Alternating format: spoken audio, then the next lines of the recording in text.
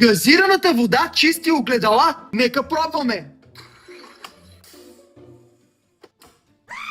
Взимаме газираната вода. За да изчистим това огледало, което е изключително мръсно, ще ни трябва хартия. И я напояваме с газирана вода.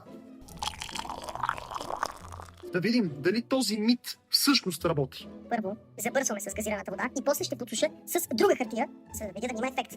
Айде, има някои петна, които много трудно излизат. Но вярвам, че газираната вода ще се справи с тях. Останаха някои много малки, миниатюрни петна, но имайки в предвид, че не съм ползвал абсолютно никакъв препарат, ефектът е наистина впечатляващ. Уау! Газираната вода изчисти огледалото, не мога да повярвам. Ако потъркам още малко, ще стане перфектно. Но вече знаете, че вместо да ви мирише на препарати и на химии, може да си направите газирана вода, да си изчистите огледалата у вас, даже и стъклата, защо не, и да живеете в един чист, хубав дом. Това е.